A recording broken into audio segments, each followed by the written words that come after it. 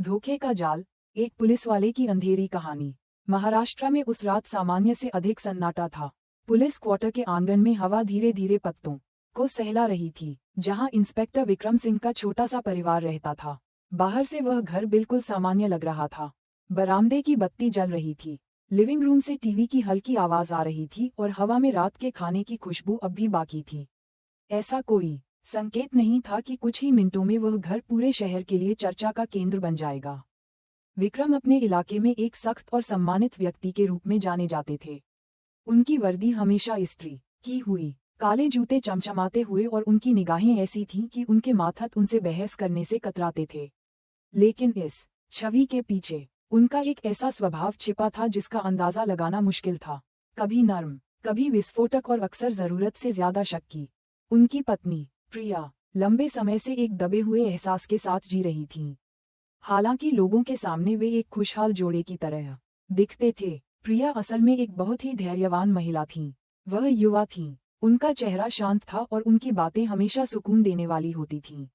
लेकिन पिछले कुछ महीनों से विक्रम और भी ज्यादा कठोर हो गए थे।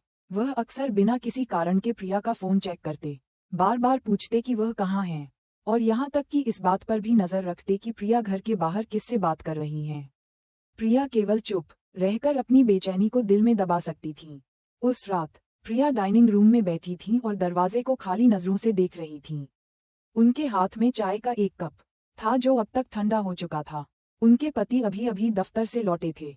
उनका चेहरा थका हुआ था, आंखें लाल थीं, जैसे कोई गुस्सा छिपा हो। अभी तक जागी क्यों हो? विक्रम ने ठंडे स्वर में पूछा। प्रिया ने मुस्कुराने की कोशिश की। मैं आपका इंतजार कर रही थी, जी। मुझे लगा आप आज फिर देर से आएंगे। विक्रम ने फाइलों से भरा एक फोल्डर मेज पर फेंक दिया। आज दोपहर तुम कहाँ गई थी?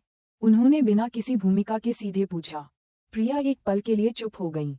ऐसे सवाल वह अक्सर सुनती थीं। वह जानती थी कि कोई भी जवाब एक नया शक पैदा करेगा। मैं बस बाजार गई थी, फिर थोड़ी देर के लिए शर्मा आंटी के घर रुक गई थी। क्या हुआ? उद्धरण चिन्ह। विक्रम ने अपनी आंखें सिकोड़ लीं। बाजार गई थी या कहीं और? झूठ मत बोलो, प्रिया। माहौल तनावपूर्ण हो गया। प्रिया ने अपना सिर झुका लिया, घुटन महसूस कर रही थी। वह गुस्सा करना चाहती थी, चिल्लाना चाहती थी, लेकिन वह जानती थी कि इससे हालात और बिगड़ेंगे। पिछले कुछ हफ्तों से विक्रम जैसे कोई गलती ढूंढ रहे थे। एक छोटी सी बात भी उन्हें आग बबूला कर सकती थी। मैं झूठ नहीं बोल रही, प्रिया ने धीरे से जवाब दिया। विक्रम खड़े होकर अपनी पत्नी के पास आए और उन्हें तीखी नजरों से देखा। अगर मुझे पता चला कि तुम मेरी पीठ पीछे कुछ कर रही हो, तो मुझे दोष मत देना अगर मैंने कुछ कर दिया। इस बात से प्रिया कांप गई। विक्रम के मुंह से कुछ कर दिया शब्द कोई खोखली धमकी नहीं थी। वह अपने पति को अच्छी तरह जानती थीं। रात बीतती रही, घर का माहौल और भी बोझिल होता गया। टीवी अब भी चल रहा था, लेकिन कोई उसे देख नहीं रहा था। प्रिया अपने कमरे में चली गई, जबकि विक्रम लिविंग रूम में अकेले बैठे एक के बाद एक सिगरेट जला रहे थे। उनके चेहरे से साफ था कि वह कुछ छिपा रहे हैं। बीच बीच में वह अपने फोन की स्क्रीन को देखते, उसमें सेव किए गए एक मैसेज को पढ़ते, और फिर उसे कसकर पकड़ लेते जैसे कि वह कोई महत्वपूर्ण सबूत हो। लगभग 11 बजे रात को एक गाड़ी घर के सामने आकर रुकी। प्रिया, जो कमरे में आधी सो चुकी थीं, उस आवाज से जाग गईं। उन्होंने खिड़की से बाहर झांका। मेजर अर्जुन शर्मा की सिलोएट दिखाई दी, जो भारतीय सेना के एक युवा अधिकारी थे और विक्रम के परिचित थे। अर्जुन तेजी से दरवाजे की ओर बढ़े। उनका चेहरा तनाव में था, जैसे कोई जरूरी खबर लाए हों। विक्रम, जो अभी भी लिविंग रूम में थे, तुरंत उठ खड़े हुए। दरवाजा खुला और अर्जुन बिना ज्यादा कुछ कहे अंदर आ गए। मुझे प्रिया जी से कुछ देर बात करनी है, उन्होंने संक्षेप में कहा। प्रिया ये सुनकर चौंक गईं। विक्रम ने अपनी पत्नी की ओर शक भरी नजरों से देखा। इतनी रात को मेरी पत्नी से क्या बात करनी है तुम्हें? उन्होंने रूखेपन से पूछा। अर्जुन ने खुद को संयत किया।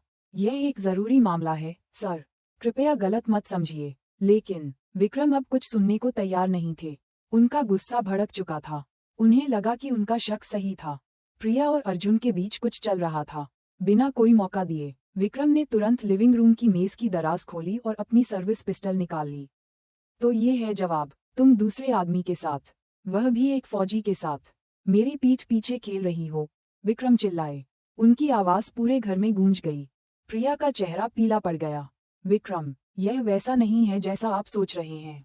उन्होंने पास आने की कोशिश की, लेकिन उनके कदम रुक गए क्योंकि पिस्टल की नली अब उन पर तनी हुई थी। अर्जुन ने शांत करने की कोशिश की।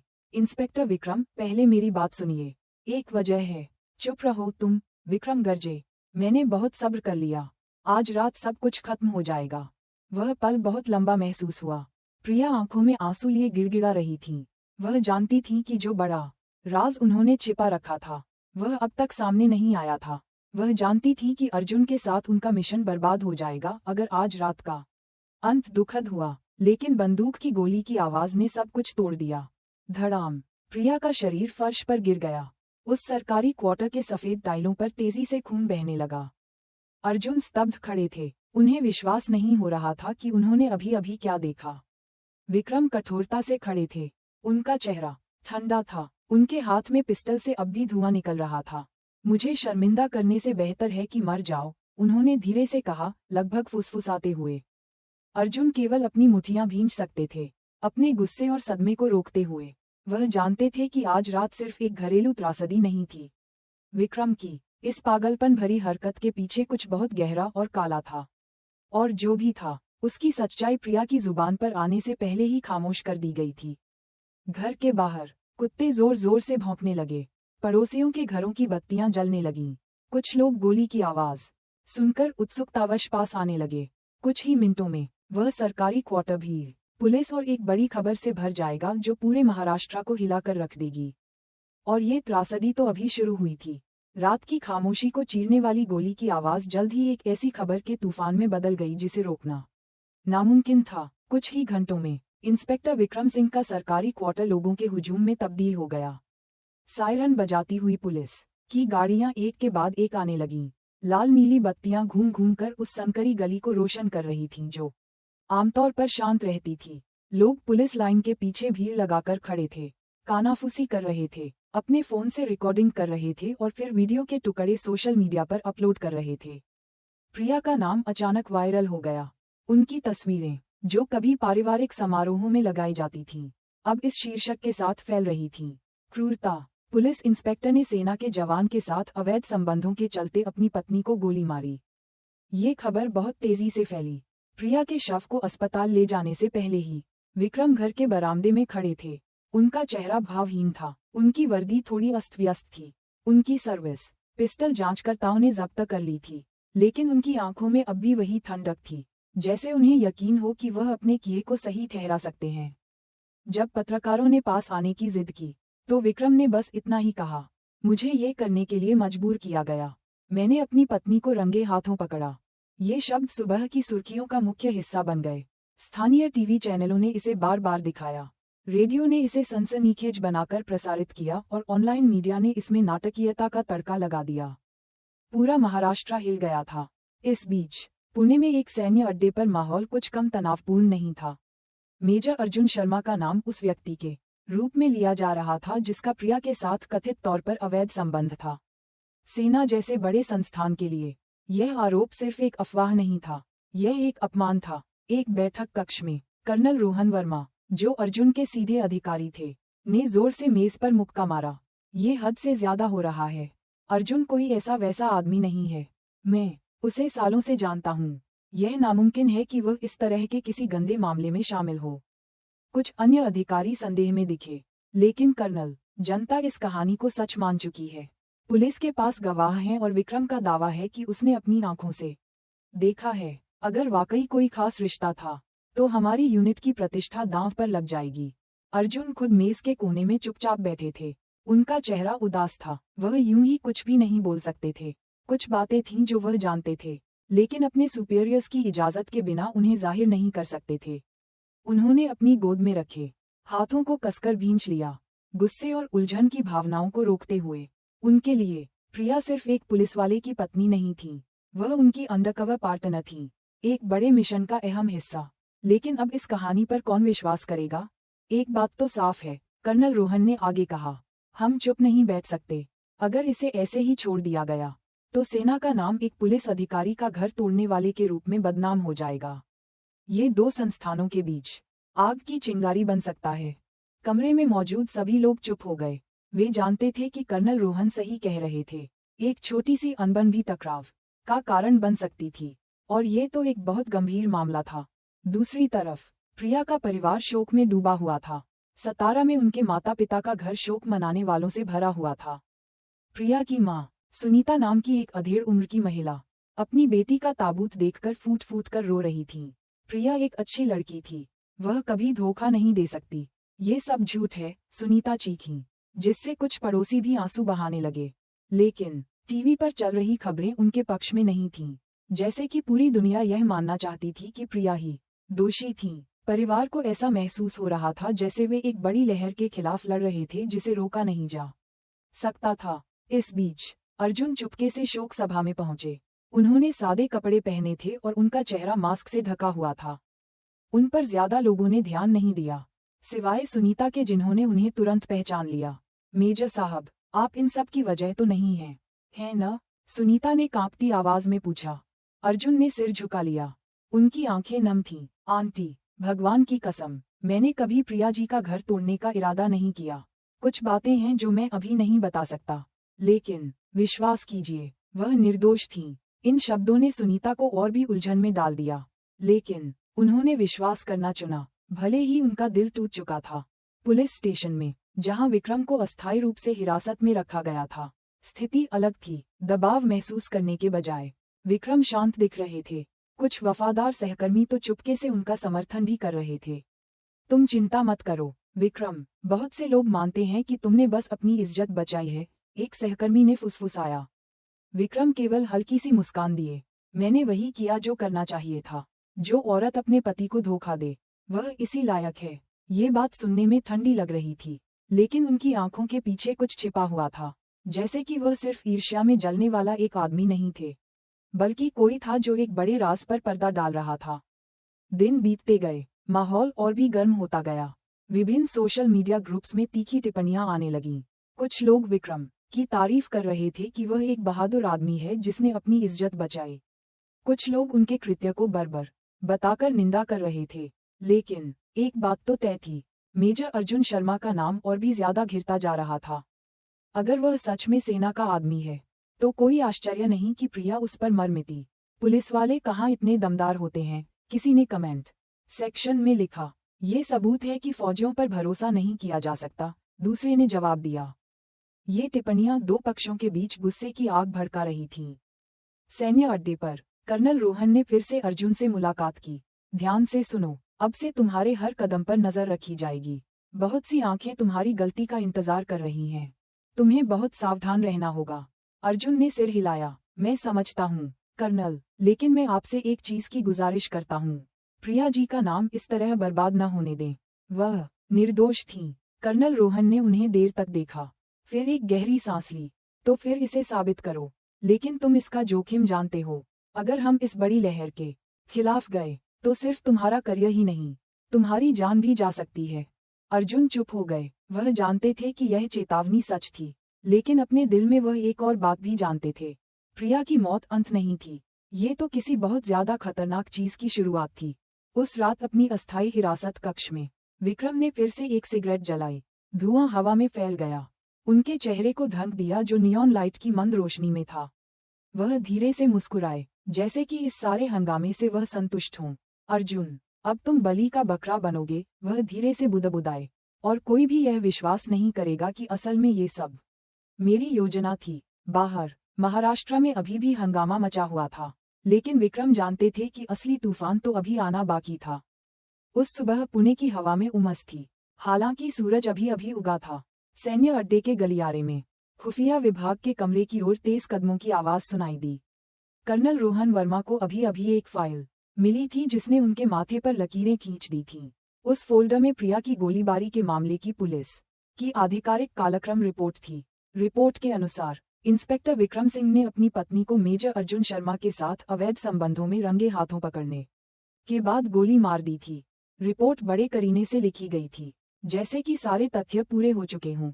घटना का समय, पड़ोसियों के बयान जिन्होंने झगड़े की आवाज सुनी थी, और विक्रम का अपना बयान भी शामिल था। लेकिन कर्नल रोहन जितना ज्यादा पढ़ते गए, उतना ही उन्हें शक होने लगा। कोई विजुअल सबूत नहीं, कोई तस्वीर नहीं, कोई सीसीटीवी रिकॉर्डिंग नहीं। वह धीरे से बुदबुदाए।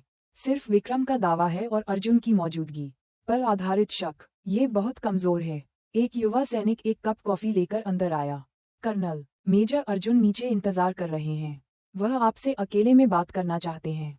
कर्नल रोहन ने सिर हिलाया और फोल्डर बंद कर दिया। वह जानते थे कि यह मुलाकात जोखिम भरी हो सकती है, लेकिन वह ये भी समझते थे कि अर्जुन को अकेले इस तूफान का सामना करने देना झूठ के आगे घुटने टेकने जैसा होगा। नीचे के कमरे में मेजर अर्जुन शर्मा उदास चेहरे के साथ बैठे थे। उन्होंने अपनी हरी वर्दी नहीं पहनी थी, उसकी जगह सादे नागरिक कपड़े थे। जैसे ही कर्नल रोहन अंदर आए, अर्जुन तुरंत खड़े होकर उन्हें सलाम किया। बैठ जाओ, मैं अभी तुम्हारा अधिकारी नहीं हूँ, तुम्हारा दोस्त हूँ, कर्नल रोहन ने शांत करने की कोशिश करते हुए कहा। अर्जुन ने एक गहरी सांस ली। कर्नल, मैं चुप नहीं रह सकता। सारे आरोप झूठे हैं। प्रिया जी का मेरे साथ कोई संबंध नहीं था। मेरा उनसे कभी कोई व्यक्तिगत रिश्ता भी नहीं रहा। हम काम कर रहे थे। कर्नल रोहन ने उन्हें ध्यान से देखा। काम कर रहे थे? तुम्हारा मतलब है मिशन? उद्धरण चिन्ह। अर्जुन ने अपने दांत भींचे, जैसे कुछ रोकने के लिए संघर्ष कर रहे हूँ। मैं नियम जानता हूँ कर्नल, मुझे ऑपरेशन का ब्यौरा नहीं देना चाहिए, लेकिन ये स्थिति पागलपन की हद तक पहुँच गई है। मेरा नाम बर्बाद हो गया है, और प्रिया जी का नाम उससे भी ज्यादा, जबकि वह तो असल में एक पीड़िता थी। कर्नल रोहन एक पल के लिए चुप हो गए, सोचते हुए। वह जानते थे कि अर्जुन उस तरह के सैनिक नहीं थे जो लापरवाही करें या आसानी से झूठ बोलें। तो फिर मुझे कुछ दो, कोई छोटा सा भी सबूत। उसके बिना मैं तुम्हारी रक्षा नहीं कर सकता। अर्जुन ने धीरे धीरे सिर हिलाया। अपनी जैकेट की जेब से उन्होंने एक छोटी सी पेन ड्राइव निकाली। ये प्रिया जी के कुछ नोट्स का हिस्सा है। उन्होंने ये घटना से एक दिन पहले मुझे सौंपा था। मुझे इसे खोलने का समय नहीं मिला क्योंकि सब कुछ इतनी जल्दी बिखर गया। कर्नल रोहन ने सावधानी से पेन ड्राइव ली। इसमें क्या है मुझे भी ठीक से नहीं पता, लेकिन प्रिया जी ने कहा था अगर मुझे कुछ हो जाए तो ये किसी ऐसे व्यक्ति को सौंप देना जो सच को झूठ से अलग कर सके, और एकमात्र व्यक्ति जो मेरे दिमाग में आया वह आप थे कर्नल। इन शब्दों ने कर्नल रोहन का सीना भारी कर दिया। उन्हें और भी यकीन हो गया कि प्रिया कोई साधारण महिला नहीं थी। इस बीच पुलिस स्टेशन में विक्रम से अभी भी आंतरिक पूछताछ चल रही थी, लेकिन दूसरे कैदियों के विपरीत उनके साथ एक मेहमान की तरह व्यवहार किया जा रहा था। एक जांचकर्ता तो उनके लिए कॉफी बनाता हुआ भी दिखा। तुम यकीन से कह सकते हो कि कोई चश्मदीद गवाह नहीं है जिसने असल में अवैध संबंध देखा हो? जांचकर्ता ने पूछा। विक्रम ने एक सिगरेट जलाई और आराम से धुआं छोड़ा। गवाह की जरूरत नहीं है, मैंने अपनी आंखों से देखा। मेरी पत्नी अर्जुन के साथ मेरे घर में रात के समय। और क्या चाहिए तुम्हें? उद्धरण चिन्ह। जांचकर्ता ने नोट किया। हालांकि उसका चेहरा संदेह में था, लेकिन जनता और मजबूत सबूत मांग रही है। मीडिया विवरण पूछ रही है। विक्रम हल्की सी मुस्कान दिए। विश्वास करो, जितना ज्यादा सबूत ढूंढेंगे उतना ही उलझेंगे। मैं जानता हूँ कि यह खेल कैसे खेला जाता है। ये बात घमंड भरी लग रही थी, लेकिन यही वह चीज थी जिसने उनके सहकर्मियों को चुप करा दिया था। वे जानते थे कि विक्रम कोई साधारण पुलिस वाला नहीं था। उसके ऊंचे अधिकारियों से संबंध थे, और उसके खिलाफ जाना करियर के लिए घातक हो सकता था। दूसरी ओर कर्नल रोहन और अर्जुन ने एक बंद कमरे में पेन ड्राइव खोली। पहली फाइल जो सामने आई वह एक ऑडियो रिकॉर्डिंग थी। प्रिया की कोमल आवाज सुनाई दी, थोड़ी कांपती हुई लेकिन साफ। अगर तुम ये सुन रहे हो तो इसका मतलब है कि मैं खतरे में हूँ। जो दिख रहा है उस पर विश्वास मत करना। मैं कोई धोखेबाज नहीं हूँ। मैं और अर्जुन कुछ बड़ा उजागर करने की कोशिश कर रहे हैं। एक ड्रग सिंडिकेट जिसमें वर्दी वाले लोग शामिल हैं। वे अपने बॉस को काला नाग के कोड नेम से बुलाते हैं। कर्नल रोहन ने बड़ी बड़ी आंखों से अर्जुन को देखा। तुमने ये पहले सुना है? अर्जुन ने सिर हिलाया। नहीं कर्नल, ये पहली बार है जब मैं ये सुन रहा हूँ। रिकॉर्डिंग जारी रही। मैं सच्चाई के बहुत करीब पहुँच गई हूँ। विक्रम को मेरी गतिविधियों पर शक होने लगा है। अगर उसे पता चल गया तो शायद मैं जिंदा न बचूं, लेकिन सच्चाई उन लोगों तक पहुंचनी चाहिए जो न्याय कर सकते हैं। आवाज एक छोटे से क्लिक के साथ बंद हो गई, जैसे रिकॉर्डिंग जल्दबाजी में काटी गई हो। कर्नल रोहन ने कांपते हाथों से लैपटॉप बंद कर दिया। हे भगवान, ये सब कुछ बदल सकता है। विक्रम एक दुखी पति नहीं है, वह उस सिंडिकेट का हिस्सा है। ये गोलीबारी सिर्फ प्रिया को चुप कराने का एक तरीका था। अर्जुन ने अपनी मुठियां भींच लीं। कर्नल, मैं कसम खाता हूँ, प्रिया जी इस तरह मरने के लायक नहीं थी। वह अपने आप से भी बड़ी किसी चीज के लिए लड़ रही थी। कर्नल रोहन ने सिर हिलाया, फिर खिड़की से बाहर देखा। बाहर से गाड़ियों के आने जाने की आवाज आ रही थी, जैसे दुनिया अभी भी सामान्य रूप से चल रही हो, जबकि एक बड़ा राज घात लगाए बैठा था। हमें बहुत सावधान रहना होगा।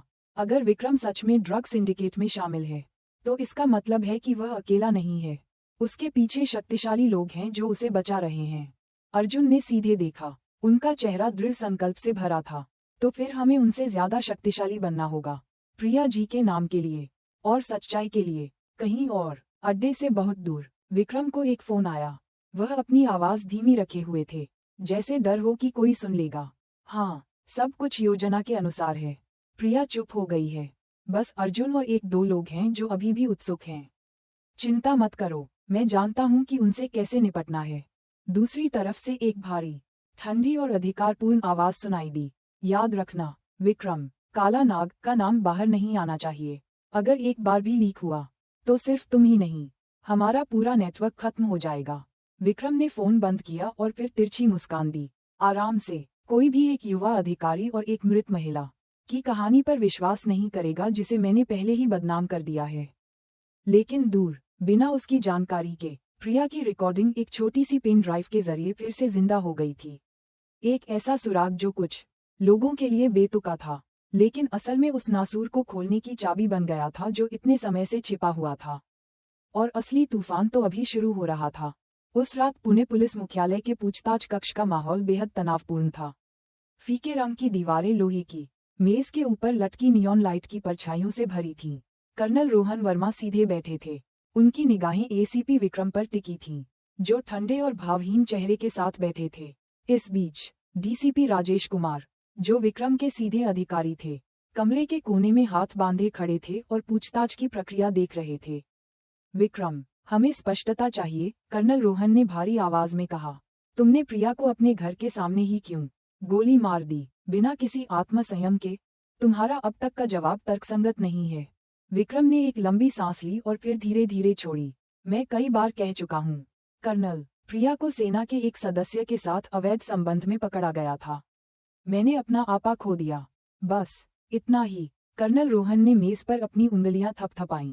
ये जवाब नहीं है, यह एक बनाया हुआ बहाना है।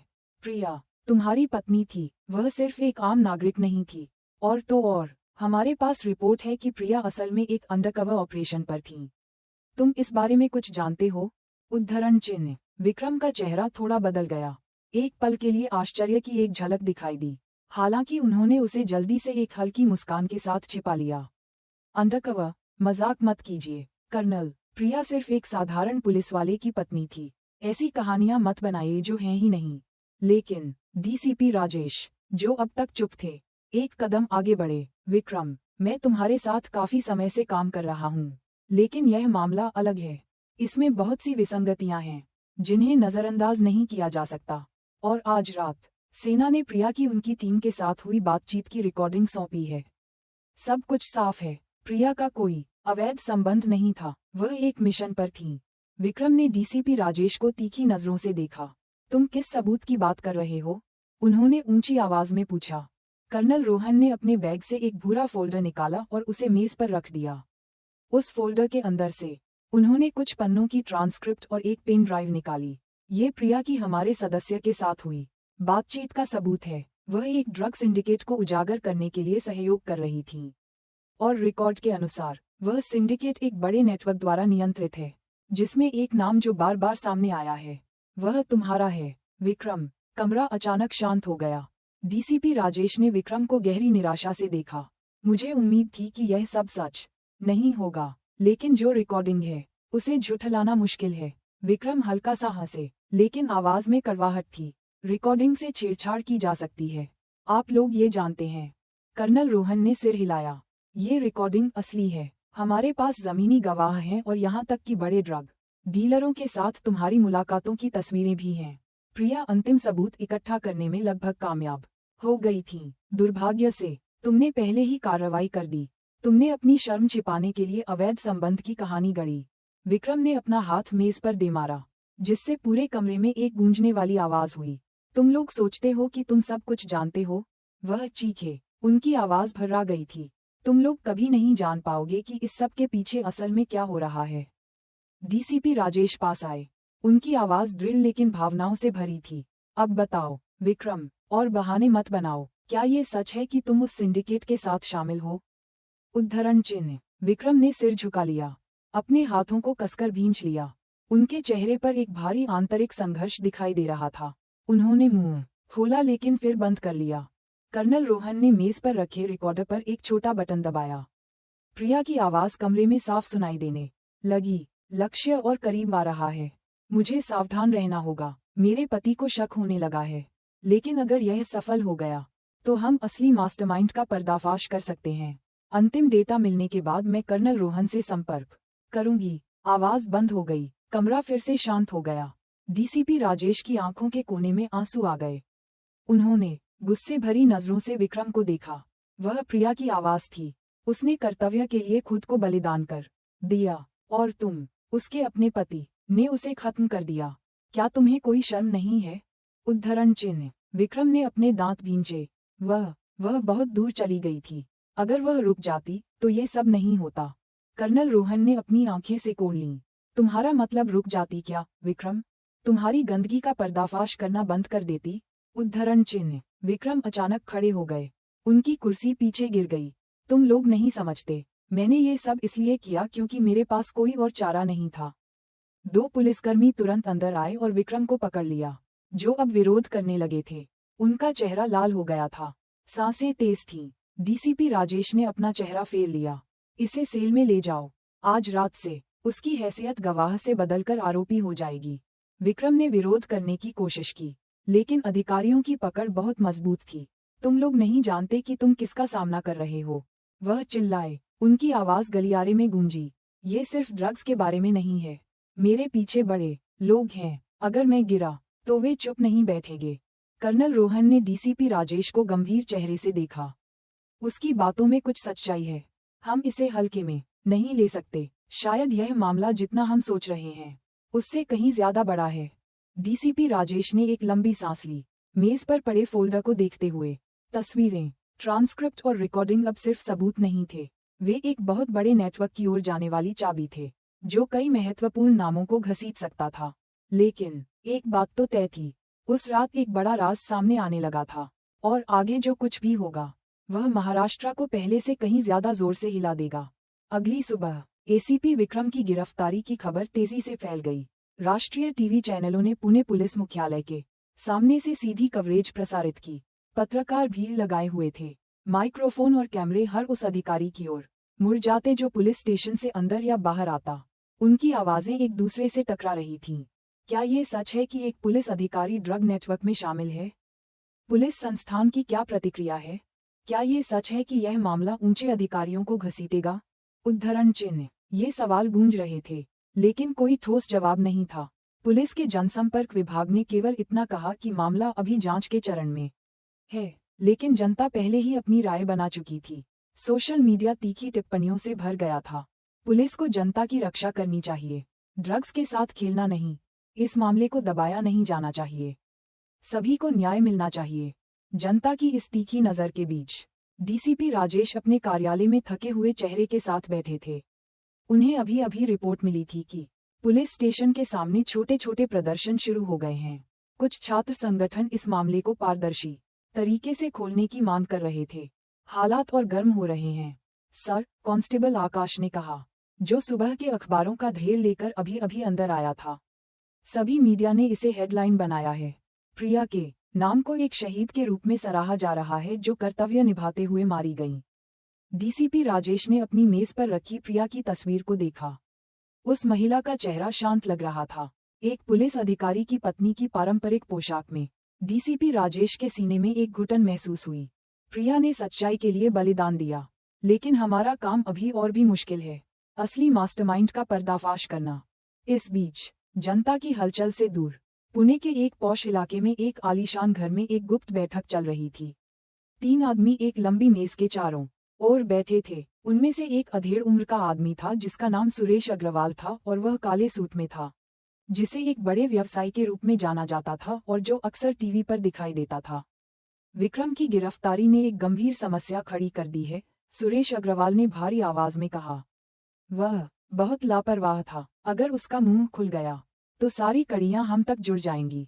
उसके बगल में बैठे एक अन्य व्यक्ति, जिसका नाम राकेश था, ने अपनी सिगरेट जलाई। सफेद धुआं कमरे में भर गया। मैंने शुरू से ही कहा था कि उस निचले दर्जे के पुलिस वाले पर वितरण का भरोसा करना एक बड़ा जोखिम है। वे आसानी से घबरा जाते हैं। अब नतीजा देखो। सुरेश अग्रवाल ने राकेश को तीखी नजरों से देखा। अब दोष देने का कोई फायदा नहीं। जो जरूरी है वह ये सुनिश्चित करना है कि विक्रम चुप रहे। अगर जरूरत पड़ी तो हमारे पास उसे सेल के अंदर चुप कराने के तरीके हैं। तीसरा व्यक्ति, संजय नाम का एक ठंडे चेहरे वाला आदमी, केवल हल्की सी मुस्कान दिया। शांत रहिए, मैंने अंदर अपने आदमी लगा दिए हैं। विक्रम मुंह नहीं खोलेगा जब तक कि वह जल्दी मरना न चाहे। दूसरी ओर कर्नल रोहन अपनी सेना की टीम के साथ एक आंतरिक बैठक कर रहे थे। मेज पर महाराष्ट्र का नक्शा फैला हुआ था, जिसमें कई लाल बिंदु थे जो ड्रग वितरण के संदिग्ध मार्गों को चिन्हित कर रहे थे। हमें तेजी से कार्रवाई करनी होगी, कर्नल रोहन ने कहा। हमें इस नेटवर्क को सबूत नष्ट करने का मौका नहीं देना चाहिए। इससे पहले कि हम कार्रवाई करें, उन्हें जरूर पता चल गया होगा कि विक्रम हिरासत में है, और इसका मतलब है कि वे रक्षात्मक मोड में हैं। एक युवा अधिकारी ने नक्शे की ओर इशारा किया। इंटेलिजेंस से मिली ताज़ा जानकारी के अनुसार उनका गोदाम पुराने बंदरगाह क्षेत्र में है, लेकिन वह जगह कड़ी सुरक्षा में है और संदेह है कि वर्दीधारी अधिकारियों द्वारा संरक्षित है। कर्नल रोहन ने नक्शे पर अपनी उंगलियां थपथपाईं। हमें पुलिस बल के साथ पूर्ण समन्वय की आवश्यकता है, लेकिन समस्या यह है, क्या हम उन पर भरोसा कर सकते हैं? हम नहीं जानते कि और कौन कौन शामिल है। इस बयान ने कमरे के माहौल को शांत कर दिया। सभी को एहसास हुआ कि उनका दुश्मन सिर्फ ड्रग डीलर ही नहीं, बल्कि खुद राज्य संस्थानों के भीतर के धोखेबाज भी थे। इस बीच हिरासत कक्ष के अंदर विक्रम विचारमग्न बैठे थे। उनका चेहरा पीला था, उनकी आंखें खाली थीं, और वह अपने सामने की नम दीवार को घूर रहे थे। लेकिन उनका दिमाग व्यस्त था। वह जानते थे कि उनका समय कम हो रहा है। सुरेश अग्रवाल और उसका समूह जरूर कुछ योजना बना रहे होंगे। एक अन्य कैदी पास आया और एक छोटा सा मुड़ा हुआ कागज का टुकड़ा आगे बढ़ाया। विक्रम ने उसे खोला और उसमें लिखे संक्षिप्त शब्दों को पढ़कर उनकी आंखें बड़ी हो गईं। चुप रहो, वरना अगला नंबर तुम्हारे परिवार का होगा। विक्रम ने अपनी मुट्ठियां भींच लीं। उन्हें एहसास हुआ कि वह एक बड़े खेल में सिर्फ एक छोटा सा मोहरा थे, लेकिन अब वह एक दुविधा में थे। चुप रहें और अपने परिवार की रक्षा करें, या बोलें और सभी बड़े नामों को अपने साथ खाई में खींच लें। बाहर जनता के गुस्से की लहर और भी बड़ी होती जा रही थी। सड़कें ड्रग माफिया का पर्दाफाश करो और प्रिया के लिए न्याय लिखे पोस्टरों से भरी थीं। छात्र तपती धूप में नारे लगा रहे थे, जबकि पुलिस की कतारें कड़ी निगरानी रख रही थीं। डीसीपी राजेश अपने कार्यालय की खिड़की के पीछे खड़े होकर उस भीड़ को देख रहे थे जो और भी गर्म होती जा रही थी। वह जानते थे कि अगर इस मामले को जल्द ही पारदर्शी तरीके से नहीं खोला गया तो सिर्फ उनका करियर ही नहीं, बल्कि पूरे संस्थान की प्रतिष्ठा भी बर्बाद हो जाएगी। प्रिया ने बलिदान दिया है, डीसीपी राजेश ने धीरे से बुदबुदाया। अब उसकी लड़ाई को आगे बढ़ाने की हमारी बारी है। लेकिन उनकी जानकारी के बिना एक और भी खतरनाक खेल अभी शुरू हुआ था। सुरेश अग्रवाल और उसका समूह चुप नहीं बैठने वाले थे, और विक्रम अपनी सेल के अंदर अब वह चाबी बन गया था जो ये तय करेगा कि क्या ये बड़ा राज उजागर होगा या फिर उसके साथ ही दफन हो जाएगा। उस रात पुणे शहर पर भारी बारिश हो रही थी। सड़कें फिसलन भरी थीं और कभी कभी बिजली की गड़गड़ाहट आसमान को चीर देती थी। सेना के अड्डे में एक छोटे से छिपे हुए कमरे में कर्नल रोहन डीसीपी राजेश के साथ बैठे थे। एक साधारण लकड़ी की मेज पर ड्रग वितरण मार्गों का नक्शा फैला हुआ था, जो अब और भी साफ दिखाई दे रहा था। कर्नल रोहन ने एक छोटा प्रोजेक्टर चालू किया, जिसमें खुफिया टीम द्वारा ली गई तस्वीरें दिखाई दे रही थीं। पुराने बंदरगाह पर एक बड़ा गोदाम कई कोनों से दिखाई दे रहा था, जिसकी सशस्त्र लोगों द्वारा कड़ी सुरक्षा की जा रही थी। गोदाम के आंगन में कंटेनर दिखाई दे रहे थे, जिनके बारे में संदेह था कि उनमें विदेश से ड्रग्स की खेप है। ये है वह जगह, कर्नल रोहन ने लेजर पॉइंटर से तस्वीर की ओर इशारा करते हुए कहा। इंटेलिजेंस रिपोर्ट के अनुसार माल हर 2 हफ्ते में एक बार समुद्री मार्ग से आता है। ये गोदाम सिर्फ एक दिखावा है और शिपमेंट हमेशा वर्दीधारी अधिकारियों द्वारा संरक्षित होता है। डीसीपी राजेश अपनी कुर्सी पर पीछे झुक गए। उनका चेहरा दबाव से भरा था। अगर यह जानकारी सही है तो सुरेश अग्रवाल सिर्फ एक साधारण व्यवसायी नहीं है, उसके मजबूत संबंध हैं। यहाँ तक कि अधिकारियों तक भी। इसका मतलब है कि हम एक बड़े राक्षस से लड़ रहे हैं। कर्नल रोहन ने सिर हिलाया। बिल्कुल, और वह राक्षस किसी को भी कुर्बान करने में संकोच नहीं करेगा, यहाँ तक कि हमारे अपने लोगों को भी। डीसीपी राजेश ने देर तक नक्शे को देखा, फिर धीरे से कहा, प्रिया सबूत लाने में लगभग कामयाब हो गई थी। अगर वह आज जिंदा होती तो शायद हम मुख्य सरगना के और भी करीब होते। कर्नल रोहन एक पल के लिए चुप हो गए। वह डीसीपी राजेश के मन में पल रहे अपराधबोध को समझ सकते थे। खुद को दोष मत दो, प्रिया अपने काम के जोखिमों को जानती थी। अब हमारा कर्तव्य है कि हम उसकी लड़ाई को आगे बढ़ाएं। अचानक दरवाजे पर जोर से दस्तक हुई। एक सैनिक सांस फुलाए अंदर आया। तत्काल रिपोर्ट। कर्नल, हमारे एक सेफ हाउस में आग लग गई है। ऑपरेशन के सभी दस्तावेज जल गए। कर्नल रोहन तेजी से खड़े हुए। क्या ये कैसे हो सकता है? सैनिक ने सिर झुकाया। हमें अंदर से किसी की साजिश का शक है। यह नामुमकिन है कि वह जगह बिना किसी के लीक किए आग पकड़ ले। डीसीपी राजेश ने अपनी मुट्ठियां भींच लीं। लानत है, इसका मतलब है कि हमारा कोई आदमी सुरेश अग्रवाल का जासूस बन गया है। कर्नल रोहन ने एक गहरी सांस ली, शांत रहने की कोशिश करते हुए। तो फिर हमें और भी सावधानी से आगे बढ़ना होगा। हर किसी पर भरोसा मत करो, यहाँ तक कि संस्थान के अंदर भी। उसी रात कर्नल रोहन और डीसीपी राजेश ने खुद जमीनी स्तर पर जाने का फैसला किया। उन्होंने संदिग्ध गोदाम की निगरानी के लिए बंदरगाह मजदूरों का भेष बदला। भारी बारिश ने उनके भेष को काफी सुरक्षित बना दिया, क्योंकि गार्डों की नजर सीमित थी। कंटेनरों के ढेर के पीछे से डीसीपी राजेश ने एक छोटी दूरबीन का इस्तेमाल किया। उन्होंने 2 बड़े ट्रकों को गोदाम में घुसते देखा। काले सूट पहने कुछ लोग नीचे उतरे और फिर किसी ऐसे व्यक्ति से बात की जिसका चेहरा काफी जाना पहचाना था। वह संजय है, डीसीपी राजेश ने बुदबुदाया। कर्नल रोहन ने मुड़कर देखा। तुम यकीन से कह सकते हो? उद्धरण चिन्ह। हाँ, डीसीपी राजेश ने दृढ़ता से जवाब दिया। संजय सुरेश अग्रवाल का दाहिना हाथ है। अगर वह यहाँ दिखाई दे रहा है तो इसका मतलब है कि अभी अभी कोई बड़ी खेप आई है। कर्नल रोहन ने समय और गाड़ियों की संख्या नोट की।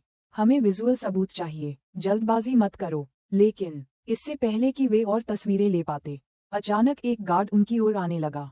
उसके कदम भारी थे और वह एक टॉर्च लिए हुए था जो हर दिशा में बेतहाशा घूम रही थी। कर्नल रोहन और डीसीपी राजेश ने अपनी सांसें रोक लीं। एक गीले कंटेनर के पीछे छिप गए। टॉर्च की रोशनी लगभग डीसीपी राजेश के चेहरे पर पड़ ही गई थी। लेकिन गोदाम के अंदर से एक आवाज ने उस गार्ड को वापस बुला लिया। अरे, जल्दी से माल उतारने में मदद करो। गार्ड आखिरकार चला गया। डीसीपी राजेश ने अपना चेहरा पोंछा जो बारिश से भीगा हुआ था। बाल बाल बचे। कर्नल रोहन ने उनके कंधे पर थपथपाया। ध्यान केंद्रित रखो, हमें यहाँ से जल्दी निकलना होगा, इससे पहले कि उन्हें शक हो। वे धीरे धीरे पीछे हटे, धड़कते दिलों के साथ बंदरगाह क्षेत्र से निकल गए। अड्डे पर पहुंचकर कर्नल रोहन ने तुरंत अपनी शर्ट में छिपे छोटे कैमरे की रिकॉर्डिंग की जांच की। हालांकि बारिश के कारण क्वालिटी धुंधली थी, लेकिन संजय की सिलोएट और गोदाम में घुसते हुए ट्रक साफ दिखाई दे रहे थे। ये शुरुआती रिपोर्ट के लिए काफी है, कर्नल रोहन ने कहा, लेकिन यह उन्हें फंसाने के लिए काफी नहीं है। हमें ठोस सबूत चाहिए, सिर्फ तस्वीरें नहीं। डीसीपी राजेश ने सिर हिलाया। मैं जानता हूँ, लेकिन कम से कम ये साबित करता है कि हमारी इंटेलिजेंस गलत नहीं थी। वह गोदाम वास्तव में वितरण का केंद्र है। लेकिन इससे पहले कि वे आगे की योजना बना पाते, डीसीपी राजेश के फोन पर एक कॉल आई। एक अज्ञात नंबर से। झिझकते हुए डीसीपी राजेश ने जवाब दिया। फोन के दूसरे सिरे पर आवाज कर्कश थी। अगर तुम लोग दखल देना बंद नहीं करोगे तो तुम दोनों का हश्र भी प्रिया जैसा होगा। डीसीपी राजेश जम गए। तुम कौन हो? उद्धरण चिन्ह। लेकिन फोन तुरंत काट दिया गया। कर्नल रोहन ने उनके तनावपूर्ण चेहरे को देखा। डीसीपी राजेश ने सिर हिलाया। उन्हें पता चल गया है कि हम जासूसी कर रहे थे। इसका मतलब है कि गद्दार जितना हम सोचते हैं उससे कहीं ज्यादा करीब है। उस रात अड्डे पर माहौल और भी भारी हो गया, न केवल इसलिए कि बाहर का दुश्मन और भी साफ हो गया था, बल्कि इसलिए भी कि अंदर से विश्वासघात की छाया हर कदम पर मंडरा रही थी। कर्नल रोहन और डीसीपी राजेश को एहसास हुआ कि यह लड़ाई अब सिर्फ एक कानून प्रवर्तन अभियान नहीं थी, बल्कि एक ऐसी अंधेरी ताकत के खिलाफ एक मूक युद्ध थी जो देश को अंदर से ध्वस्त कर सकती थी। और एक बात जो वे स्पष्ट रूप से समझ गए थे वह ये थी कि उनके पास ज्यादा समय नहीं था।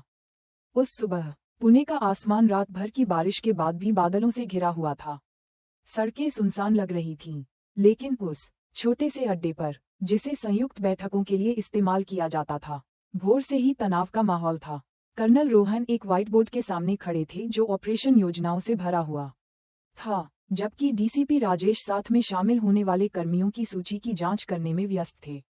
ये ऑपरेशन सफल होना ही चाहिए, कर्नल रोहन ने दृढ़ स्वर में कहा। हम आज रात पुराने बंदरगाह की ओर बढ़ेंगे। मुख्य उद्देश्य गोदाम से सबूत हासिल करना है और अगर हो सके तो संजय को मौके पर ही पकड़ना है। डीसीपी राजेश ने कहा। गलती की कोई गुंजाइश नहीं है, लेकिन याद रखना, संभावना है कि अंदर का कोई व्यक्ति हमारी योजना लीक कर चुका है। इसलिए आज रात के ऑपरेशन के बारे में सारी जानकारी सिर्फ इस कमरे में मौजूद लोगों तक ही सीमित रहेगी।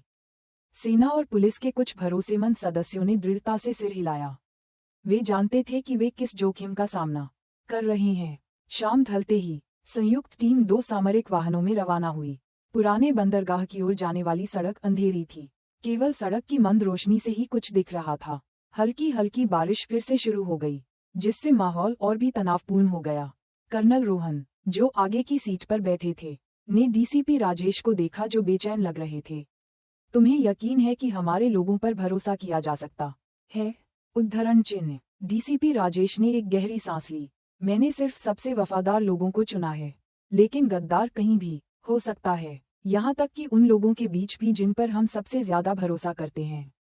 बंदरगाह के पास पहुंचकर टीम एक सुरक्षित स्थान पर रुक गई।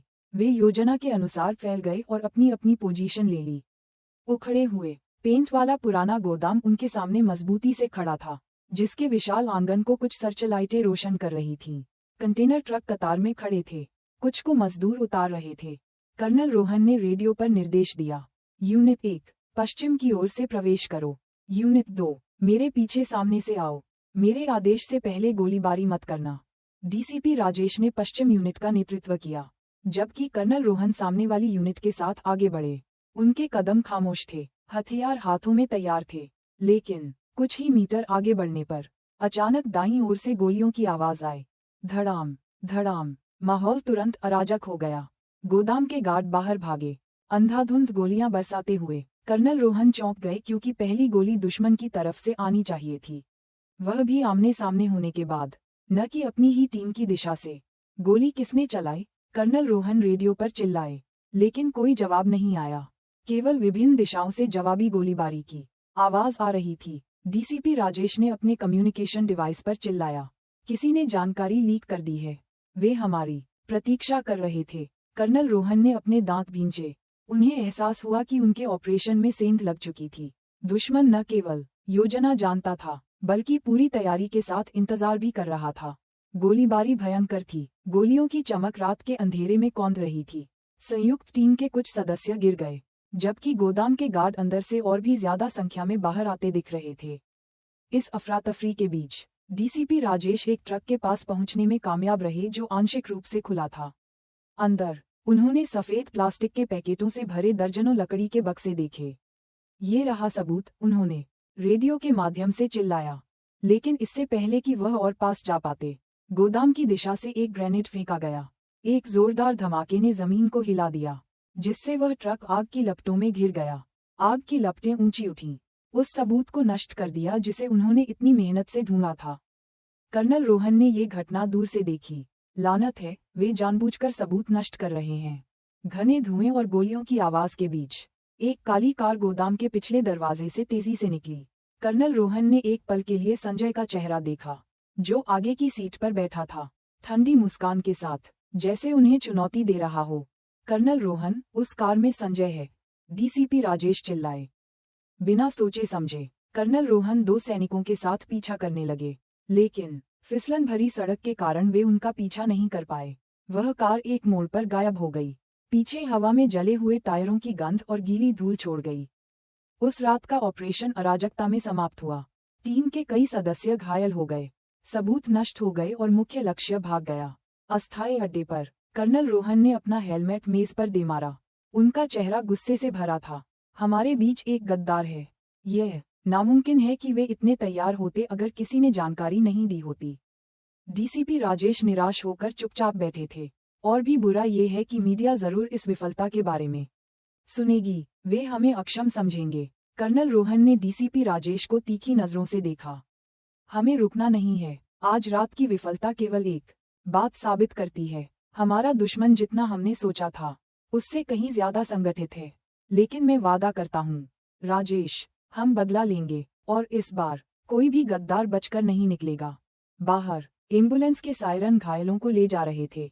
जलते हुए ट्रक से आग की लपटें अभी भी दूर से दिखाई दे रही थीं, जो उस काली रात का प्रतीक थीं, जो इस बात का सबूत थी कि उनका युद्ध तो अभी शुरू हुआ था। असफल ऑपरेशन के बाद की सुबह संयुक्त अड्डे का माहौल सचमुच उदास था। कुछ सदस्य अभी भी सैन्य अस्पताल में भर्ती थे, जबकि बाकी थके हुए और निराश दिख रहे थे। मुख्य बैठक कक्ष में कर्नल रोहन एक रणनीति बोर्ड के सामने खड़े थे, जो अब अस्त व्यस्त लग रहा था। डीसीपी राजेश हाथों में अखबारों और एक टैबलेट का ढेर लिए अंदर आए। उन्होंने अखबार मेज पर फेंक दिया। मुख्य शीर्षक बड़े अक्षरों में छपा था, संयुक्त ऑपरेशन विफल, ड्रग सिंडिकेट का दबदबा बढ़ा। कर्नल रोहन ने गुस्से में अखबार को मरोड़ दिया। वे नहीं जानते कि असल में क्या हुआ। वे नहीं जानते कि हमें धोखा दिया गया। डीसीपी राजेश ने थके हुए चेहरे से उन्हें देखा। लेकिन जनता सिर्फ नतीजा देखती है। मीडिया तथ्यों को तोड़ मरोड़ रही है। हमारे आला अधिकारी भी बेचैन होने लगे हैं। रोहन, वे स्पष्टीकरण मांग रहे हैं। बैठक का माहौल तब और तनावपूर्ण हो गया जब कर्नल रोहन के सीधे अधिकारी ब्रिगेडियर माथुर कमरे में दाखिल हुए। कर्नल, डीसीपी, मुझे पूरी रिपोर्ट चाहिए। जमीन पर असल में क्या हुआ था? उद्धरण चिन्ह। कर्नल रोहन सीधे खड़े हुए, सलाम किया और फिर संक्षेप में बताया कि कैसे कहीं से पहली गोली चली, ग्रेनेड का धमाका हुआ और संजय भाग गया। लेकिन उनके समाप्त होने से पहले ब्रिगेडियर माथुर ने उन्हें बीच में ही टोक दिया। घातक गलती रणनीति में नहीं, बल्कि जानकारी के लीक होने में थी। इसका मतलब है कि तुम्हारे बीच एक गद्दार है, और जब तक तुम उसे ढूंढ नहीं लेते, मैं किसी नए ऑपरेशन की इजाजत नहीं दूंगा। स्पष्ट है? उद्धरण चिन्ह। ब्रिगेडियर की आवाज गूंजी, जिससे कमरा और भी घुटन भरा महसूस होने लगा। डीसीपी राजेश ने सिर झुका लिया, अपराध बोध को रोकते हुए। हालांकि वह जानते थे कि यह पूरी तरह से उनकी गलती नहीं थी। ब्रिगेडियर के जाने के बाद कर्नल रोहन ने डीसीपी राजेश को देखा। हम चुप नहीं बैठ सकते। अगर हम गद्दार को नहीं ढूंढते तो हर अगले मिशन का यही हश्र होगा। डीसीपी राजेश ने धीरे धीरे सिर हिलाया। मैं सहमत हूँ, लेकिन हमें सावधान रहना होगा। कहीं ऐसा न हो कि हम किसी निर्दोष व्यक्ति पर गलत आरोप लगा दें। उस रात कर्नल रोहन और डीसीपी राजेश ने डेटा इकट्ठा करना शुरू कर दिया। उन्होंने ऑपरेशन के दौरान रेडियो संचार की रिकॉर्डिंग की समीक्षा की, प्रत्येक सदस्य की गतिविधियों की रिपोर्ट का मिलान किया, और यहाँ तक कि उनकी व्यक्तिगत पृष्ठभूमि की भी जांच की। एक नाम संदिग्ध लगने लगा, लेफ्टिनेंट अमित, एक युवा अधिकारी जो अब तक आज्ञाकारी लगता था, लेकिन अक्सर बिना किसी स्पष्ट कारण के गायब हो जाता था। अगर हमारा शक सही है, तो ये जितना हमने सोचा था उससे भी बदतर है, डीसीपी राजेश ने गंभीर चेहरे से कहा। अमित की पहुंच लगभग सभी ब्रीफिंग तक थी। यह बताता है कि संजय हमेशा एक कदम आगे क्यों रहता था। लेकिन कर्नल रोहन जल्दबाजी नहीं करना चाहते थे। वह जानते थे कि उन्हें फंसाने के लिए भी एक जाल बिछाया जा सकता था। अगले दिन उन्होंने अमित का परीक्षण करने का फैसला किया। एक सीमित बैठक में कर्नल रोहन ने जानबूझकर गलत जानकारी दी कि वे शहर के बाहरी इलाके में एक खाली गोदाम में गश्त करेंगे।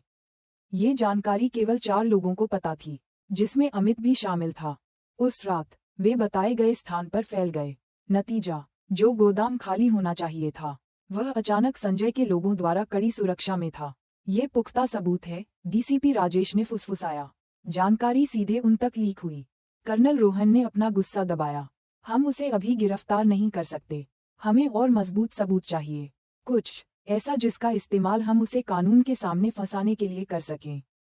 इस बीच संजय खुद और भी आत्मविश्वासी हो गया था, ये जानते हुए कि उसके लिए एक अंदरूनी सूत्र काम कर रहा था। शहर के बाहर एक छिपे हुए अड्डे से उसने एक बड़ी योजना बनाई, समुद्री मार्ग से भारी मात्रा में ड्रग्स भेजना। इस स्थिति का फायदा उठाते हुए कि अधिकारी बलि का बकरा ढूंढने में व्यस्त थे। दूसरी ओर जनता का दबाव बढ़ता रहा। टीवी स्टेशनों ने अधिकारियों की कमजोरी पर गर्मागर्म बहस प्रसारित की। एक आपराधिक विश्लेषक ने तो कर्नल रोहन और डीसीपी राजेश का नाम सीधे तौर पर लेते हुए उन्हें ऑपरेशन की विफलता के लिए दोषी ठहराया। डीसीपी राजेश को गुस्सा और दुख दोनों महसूस हुआ। वे नहीं जानते कि हम जमीन पर कितनी मुश्किल से लड़ रहे हैं। हम एक ऐसे दुश्मन से लड़ रहे हैं जिसके पैर हमारे अपने शरीर के अंदर हैं। कर्नल रोहन, हालांकि वे भी दबाव में थे, शांत रहने की कोशिश की। उन्हें बोलने दो, जो जरूरी है वह ये है कि हम सच्चाई जानते हैं और हम इसे बाद में साबित करेंगे। अंत में उन्होंने एक नई योजना बनाई, अमित को एक बड़े नकली ऑपरेशन से फंसाना, जबकि एक गुप्त टीम तैयार करना जिसके बारे में उन दोनों के अलावा कोई नहीं जानता था। ये योजना बहुत जोखिम भरी थी, लेकिन पर्दे के पीछे कौन खेल रहा है, यह उजागर करने का यही एकमात्र तरीका था। अपने अंधेरे बेडरूम में कर्नल रोहन ने शहर के नक्शे को देखा जो लाल बिंदुओं से भरा हुआ था। वह जानते थे कि वह और डीसीपी राजेश जितनी देर करेंगे, संजय की ताकत उतनी ही बढ़ेगी। उनके पास ज्यादा समय नहीं था और अपने दिल की गहराइयों में उन्होंने वादा किया कि गद्दार जल्द ही बेनकाब होगा, भले ही इसके लिए खून क्यों न बहाना पड़े। उस रात संयुक्त अड्डे पर सामान्य से ज्यादा सन्नाटा था। ज्यादातर सदस्य नियमित गश्त पर भेजे गए थे, जबकि केवल कुछ अधिकारी ही पीछे रह गए थे। रणनीति कक्ष में कर्नल रोहन और डीसीपी राजेश आमने सामने बैठे थे। उनके चेहरे तनाव में थे। वे मेज पर फैले एक बड़े नक्शे को देख रहे थे। कल हम उस नकली ऑपरेशन को अंजाम देंगे, कर्नल रोहन ने धीमी लेकिन दृढ़ आवाज में कहा। इस बार कोई चूक नहीं होनी चाहिए। अगर अमित ही जानकारी लीक कर रहा है तो वह जरूर जाल में फंसेगा। डीसीपी राजेश ने सिर हिलाया। लेकिन हमें एक गवाह चाहिए। रोहन, अगर सिर्फ हम दोनों ही जानते हैं तो लोग कहेंगे कि हम उसे झूठे आरोप में फंसा रहे हैं। हमें प्रामाणिक सबूत चाहिए। कर्नल रोहन ने एक गहरी सांस ली। मैंने संचार कक्ष में एक छिपा हुआ कैमरा लगा दिया है। अगर अमित संजय की पार्टी को रिपोर्ट भेजता है तो हम सब कुछ रिकॉर्ड कर सकते हैं। दोनों ने एक दूसरे को देखा, यह महसूस करते हुए कि यह कदम बहुत जोखिम भरा था। अगर अमित को पता चल गया कि उसे फंसाया जा रहा है तो न केवल योजना विफल हो जाएगी, बल्कि उनकी जान भी खतरे में पड़ सकती है। अगली सुबह बैठक का माहौल सामान्य लग रहा था। कर्नल रोहन ने जानबूझकर पूरी टीम को, जिसमें लेफ्टिनेंट अमित भी शामिल था, एक झूठी रिपोर्ट दी। उन्होंने उल्लेख किया कि उत्तरी तट पर एक छोटे बंदरगाह पर संदिग्ध गतिविधि हो रही है, जहां मछली पकड़ने वाली नावें अक्सर आती जाती हैं। टीम को 2 समूहों में बांटा जाएगा। समूह 1 बंदरगाह पर जाएगा, समूह 2 जमीनी मार्ग पर तैयार रहेगा। आदेश मिलने से पहले कोई भी कार्रवाई नहीं करेगा, कर्नल रोहन ने गंभीर स्वर में कहा। अमित एक सपाट चेहरे के साथ बैठा था, जैसे कि वह बिना किसी शक के निर्देश स्वीकार कर रहा हो। लेकिन डीसीपी राजेश, जो उसे कमरे के कोने से देख रहे थे, ने उसकी आंखों में एक अजीब सी चमक देखी। एक पल के लिए जैसे कुछ छिपा हो। बैठक समाप्त होने के बाद कर्नल रोहन और डीसीपी राजेश ने अड्डा छोड़ने का नाटक किया, जबकि वास्तव में वे संचार निगरानी कक्ष में छिपे हुए थे। वहां कर्नल रोहन द्वारा लगाया गया छोटा कैमरा अमित की हर हरकत को रिकॉर्ड करने लगा। कुछ घंटे बीत गए। संचार कक्ष, जो पहले शांत था, में अचानक अमित आ गया। वह सतर्क कदमों से अंदर आया, दरवाजा कसकर बंद किया और फिर एक विशेष रेडियो चालू किया जो आमतौर पर कोड संचालन के लिए इस्तेमाल होता था। कर्नल रोहन और डीसीपी राजेश, जो मॉनिटर स्क्रीन से देख रहे थे, ने अपनी सांसें रोक लीं। अमित की उंगलियां तेजी से फ्रीक्वेंसी घुमा रही थीं और फिर उसकी धीमी आवाज सुनाई दी। लक्ष्य आज रात बंदरगाह है। उन्हें विश्वास हो गया है। वहां सैनिकों को तैयार रखो। डीसीपी राजेश ने गुस्से में अपनी मुठियां भींच लीं। लानत है, वह सच में सब कुछ लीक कर रहा है। लेकिन कर्नल रोहन ने डीसीपी राजेश को शांत रहने के लिए कहा। शांत रहो, हमें उससे और बुलवाने की जरूरत है। अमित ने अपना संचार जारी रखा। कर्नल रोहन बहुत ज्यादा आत्मविश्वासी हैं। कल वह खुद ही जाल में फंस जाएंगे। संजय को पकड़ा नहीं जाना चाहिए। सब कुछ योजना के अनुसार है। संजय का नाम सुनते ही कर्नल रोहन का सीना जलने लगा। उन्हें ऐसा लगा जैसे वह अभी अंदर जाकर अमित को घसीट कर बाहर ले आएं। लेकिन वह जानते थे कि अगर उन्होंने अभी कार्रवाई की तो अमित भाग सकता है या सबूत नष्ट कर सकता है। रात हो गई। पटकथा के अनुसार कर्नल रोहन के नेतृत्व में टीम छोटे बंदरगाह की ओर बढ़ी। लेकिन इस बार उन्होंने एक शैडो टीम तैयार की थी जिसके बारे में अमित को नहीं पता था। डीसीपी राजेश उस टीम का नेतृत्व कर रहे थे, पीछे के रास्ते से हर गतिविधि पर नजर रखते हुए। और सचमुच जैसे ही काफिला बंदरगाह पर पहुंचा, दर्जनों संजय के आदमी मोटरबोटों से निकले। वे हथियारों के साथ तैयार थे, जैसे इंतजार कर रहे हों। अमित, जो संयुक्त टीम के बीच था, ने चौंकने का नाटक किया, लेकिन कर्नल रोहन साफ देख सकते थे। उसकी आंखों में घबराहट नहीं, बल्कि संतुष्टि थी। एक भयंकर लड़ाई छिड़ गई। बंदूकों की गड़गड़ाहट ने रात को चीर दिया। कर्नल रोहन ने अपनी टीम को बचाव का निर्देश दिया, जबकि डीसीपी राजेश और शैडो टीम ने दूसरी तरफ से घात लगाकर हमला किया। इस अफरा-तफरी के बीच कर्नल रोहन अमित के पास पहुंचे, जो निर्देश देने का नाटक करते हुए व्यस्त दिख रहा था, लेकिन अपने साथियों की रक्षा करने के बजाय वह चुपके से दुश्मन की ओर इशारा कर रहा था। अमित, कर्नल रोहन ने अपनी पिस्टल उस पर तानते हुए चिल्लाया। अब तुम और नहीं छिप सकते। अमित ने एक बनावटी आश्चर्य के साथ मुड़कर देखा। आपका क्या मतलब है, कर्नल? उद्धरण चिन्ह। लेकिन इससे पहले कि वह और कुछ कह पाता, डीसीपी राजेश एक छोटे रिकॉर्डर के साथ पीछे से प्रकट हुए। हमारे पास संजय के साथ तुम्हारी सारी बातचीत का सबूत है। तुम्हारा खेल खत्म हो गया। अमित का चेहरा पीला पड़ गया। उसने भागने की कोशिश की, लेकिन कर्नल रोहन ने उसे लात मारकर गिरा दिया। अन्य टीम के सदस्यों के हाथों ने तुरंत उसे हथकड़ी लगा दी। लड़ाई अंततः कर्नल रोहन और डीसीपी राजेश की संयुक्त टीम ने जीत ली। हालांकि संजय के कुछ आदमी भागने में सफल रहे। छोटा बंदरगाह पुलिस के सायरन और पकड़े गए लोगों की चीखों से भर गया था। इस भीड़ के बीच कर्नल रोहन जमीन पर बंधे बैठे अमित को देखते हुए खड़े थे। तुमने एक सैनिक के रूप में अपनी शपथ को धोखा दिया है। आज रात जो भी खून बहा है, वह तुम्हारे हाथों पर है। अमित ने केवल सिर झुका लिया। उसकी आंखें अंधेरी थीं। तुम लोग सोचते हो कि तुम जीत गए। संजय कभी नहीं गिरेगा। तुम लोग सिर्फ अपनी बर्बादी को टाल रहे हो। कर्नल रोहन ने अपना गुस्सा दबाया। वह जानते थे कि असली लड़ाई तो अभी शुरू हुई है। डीसीपी राजेश ने उनके कंधे पर थपथपाया। कम से कम अब हम जानते हैं कि भेस में दुश्मन कौन है। हम एक कदम और करीब आ गए हैं। लेकिन उनके दिलों की गहराइयों में एक चिंता पनप रही थी। अगर अमित सिर्फ एक मोहरा था, तो असल में इस सब को कौन नियंत्रित कर रहा था? उस रात संयुक्त अड्डे के पूछताछ कक्ष में सामान्य से ज्यादा ठंडक महसूस हो रही थी। छत पर लटकी नियॉन लाइट केवल एक लोहे की मेज और आमने सामने रखी कुर्सियों को रोशन कर रही थी। दाईं ओर की कुर्सी पर लेफ्टिनेंट अमित हथकड़ी लगे हुए बैठा था। उसका चेहरा थका हुआ लग रहा था, लेकिन उसकी आंखों में अब भी घमंड की चमक थी। कर्नल रोहन मेज के दूसरी ओर खड़े थे, उसे तीखी नजरों से देख रहे थे। उनके पीछे डीसीपी राजेश हाथ बांधे दीवार से टिके हुए थे। वह चुप थे, लेकिन उनकी आंखों में दबा हुआ गुस्सा साफ झलक रहा था। अमित, कर्नल रोहन ने भारी स्वर में कहा, तुम जानते हो कि तुम यहाँ क्यों हो? हमारे पास तुम्हारे संजय को जानकारी लीक करने की साफ रिकॉर्डिंग है। इसलिए अनजान बनने का नाटक बंद करो। अमित हल्की सी मुस्कान दिया। तुम लोग सोचते हो कि उस रिकॉर्डिंग से सब विश्वास कर लेंगे? मैं कह सकता हूँ कि तुमने आवाज से छेड़छाड़ की है। वैसे भी तुम लोग किस पर विश्वास करोगे? एक लेफ्टिनेंट पर या एक ऐसे कर्नल पर जो 2 बार ऑपरेशन में असफल हो चुका है? डीसीपी राजेश एक कदम आगे बढ़े। मेज पर जोर से हाथ मारा जिससे धातु की आवाज गूंज उठी। खेल मत खेलो अमित, तुम्हारे विश्वासघात के कारण हमने बहुत से लोगों को खो दिया है। अगर तुम्हारे अंदर जरा भी इंसानियत बची है, तो अभी अपना मुंह खोलो। लेकिन अमित ने केवल घमंड से अपनी ठुड्डी उठाई। तुम लोग नहीं जानते कि तुम किसका सामना कर रहे हो। संजय तो सिर्फ सतह है, उसके ऊपर बहुत ज्यादा शक्तिशाली लोग हैं। अगर तुम मुझे गिराने में कामयाब भी हो गए, तो भी तुम उन्हें छू तक नहीं पाओगे। कर्नल रोहन ने एक गहरी सांस ली, अपनी भावनाओं को नियंत्रित करने की कोशिश करते हुए।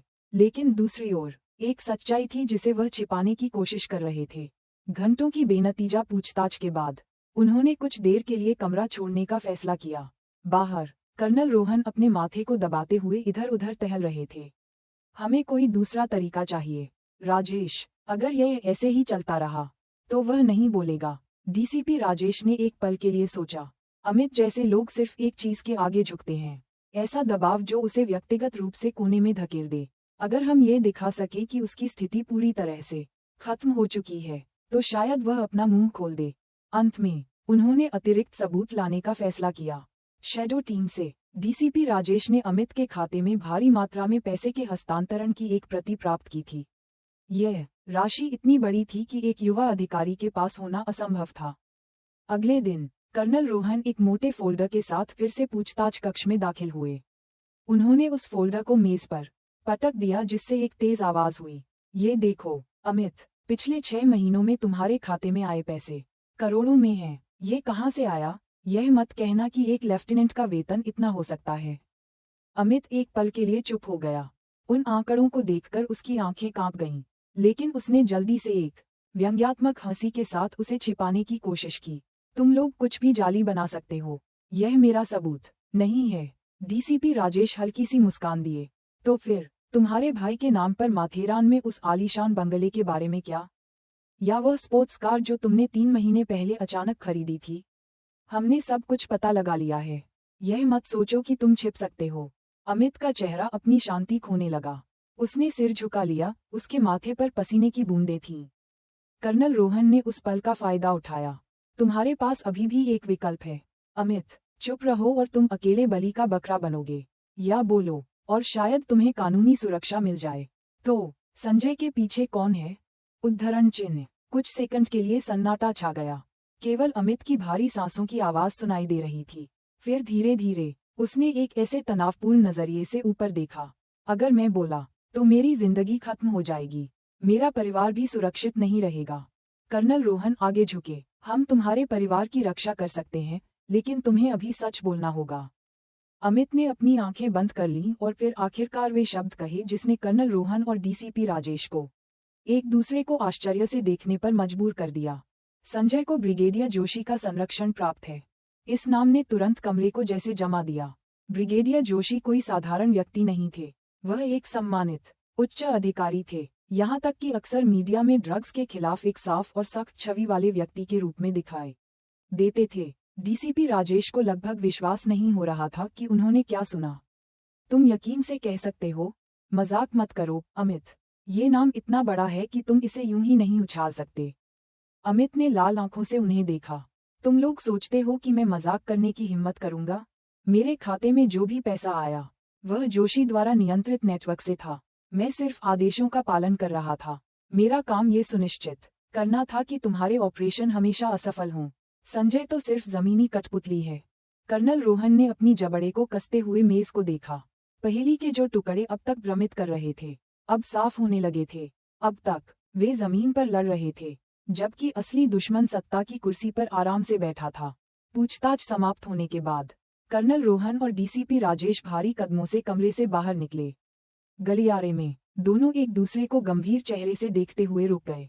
अगर यह सच है राजेश, तो हम एक ऐसे अंदरूनी व्यक्ति का सामना कर रहे हैं जो जितना हमने सोचा था उससे कहीं ज्यादा ऊंचे स्तर पर है।